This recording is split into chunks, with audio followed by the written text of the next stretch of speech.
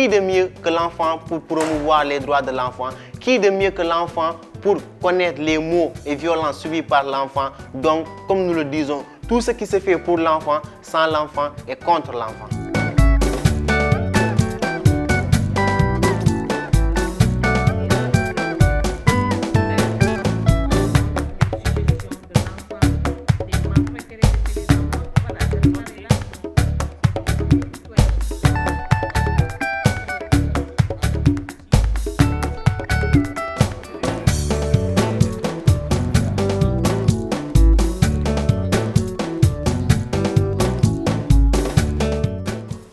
Nous avons essayé d'exemplifier cette théorie avec des exercices, des jeux de rôle, pour que chaque participant à la production du rapport complémentaire comprenne effectivement qu'est-ce qu'un rapport, avec quels outils on peut travailler pour faire un rapport, avec quelle méthode, avec quelle technique pour la mise en pratique à travers des exercices et des jeux de rôle.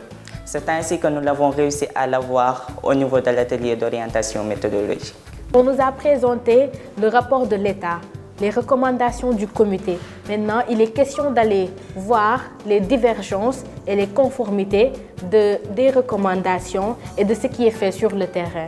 Voilà, et cela demande un accompagnement en matière d'outils, en matière de comment s'exprimer avec les pairs, les parents ou les services techniques qu'on doit rencontrer et comment on doit se comporter sur le terrain, nous approprier des techniques de collecte des données et d'informations.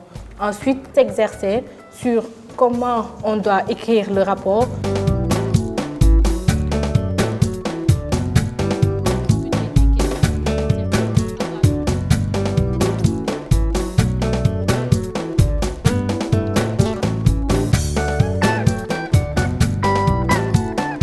Nous avons essayé dans le ciblage de faire en sorte que tous les segments de la société puissent être touchés, afin de confronter les impressions, les suppositions et les certitudes d'un plus grand nombre d'acteurs et d'agents qui sont sur le terrain pour avoir une vision beaucoup plus correcte de ce qu'est la situation des droits de l'enfant dans nos différentes communes. Nous avons pu y arriver avec l'appui des régionaux de la CONAF qui nous servaient d'encadreurs pour pouvoir assurer le minimum de précautions et de sécurité.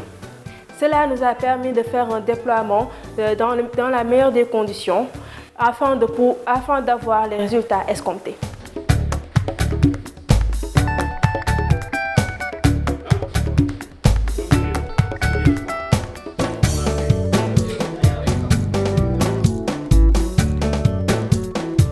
Aujourd'hui, nous nous sommes réunis pour synthétiser les constats, les problématiques et préconiser les solutions qui ont été soumises par les personnes qui étaient sur le terrain.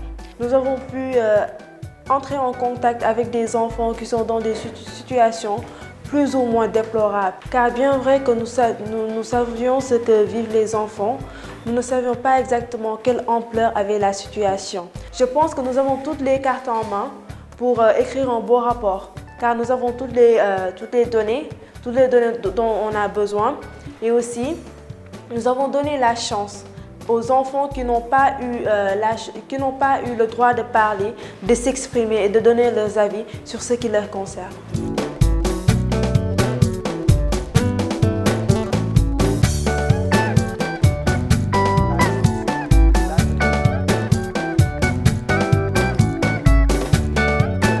Nous avons réussi à faire pour chaque thème de focalisation une note de synthèse.